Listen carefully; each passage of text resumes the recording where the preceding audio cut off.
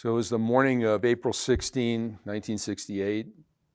We were scheduled to move to the southeast along a ridgeline that the Arvin Airborne Regiment had occupied the previous day. And our Alpha Company led out along that ridgeline, and they walked into a horseshoe ambush by the NVA. The NVA was being supported by 152 millimeter artillery from Laos, and so our Alpha Company got pretty hard hit. My battalion commander initially thought Alpha could fight its way out because he didn't at the time understand the level of preparedness that the enemy had achieved, and he let them battle probably on their own a little too long. As an aside, he was later relieved of command based on what happened this day. Charlie Company, then he employed to attack that position from the south to relieve pressure on Alpha Company, and that attack stalled. And then he employed Delta Company and from the north, and our attack stalled. As we were headed up in our attack, the enemy fire was intense, low crawling along. I got notified that the battalion commander had been wounded, and there was no corpsman near him, so I got pulled off from Delta Company. He had 2 wounds, one in his arm and one in his thigh. Neither one was serious. I just put a battle dressing on, and he said he was good to go, and I went back looking for my unit. I was separated at that time. I was by myself, and I'm crawling up the hill, and I see this NVA soldier pop out and point his rifle right at me. Somebody else saw him and shot him. I don't know who shot him, no idea. I crawled up to the fighting position he was in. I pulled him out, and I got down inside, and I just took a moment. It took, I'm not sure how long the moment was. It wasn't a very long time, but that was a real heart-stopping moment, though, because he was putting his rifle aim right at me when he got shot.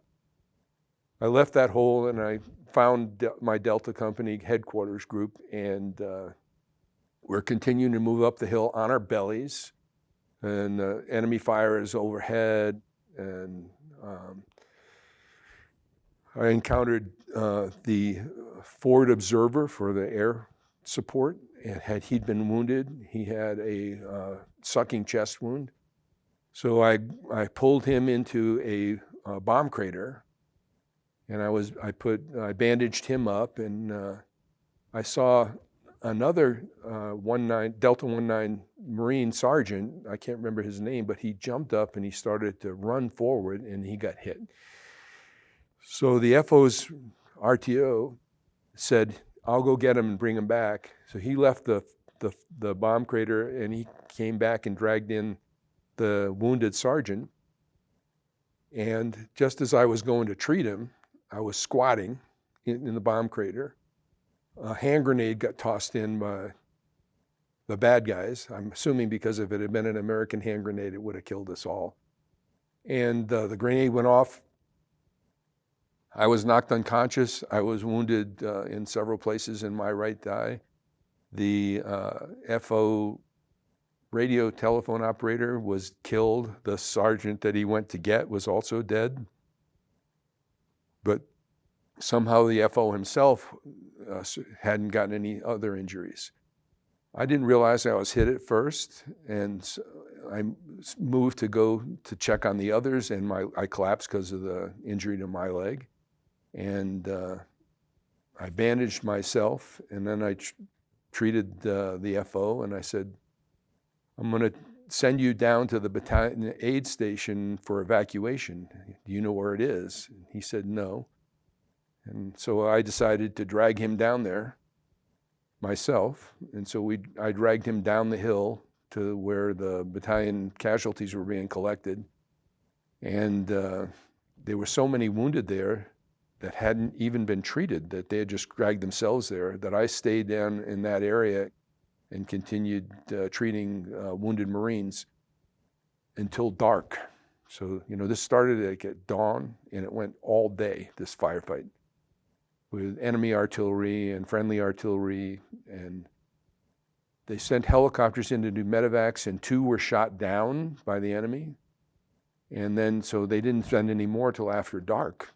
And they finally came in after dark, and I helped load casualties onto helicopters until finally I figured it was my turn to get off. And so I joined, got on a helicopter and got medevac to Dong Ha.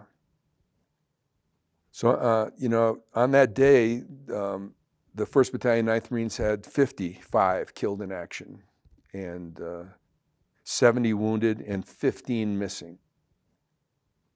That place became known as MIA Hill within the 3rd Marine Division and 19 history because we didn't take our bodies with us that day. We had to go back and pick them up. And that's not like the Marine Corps. Nobody left behind. And that take it very seriously.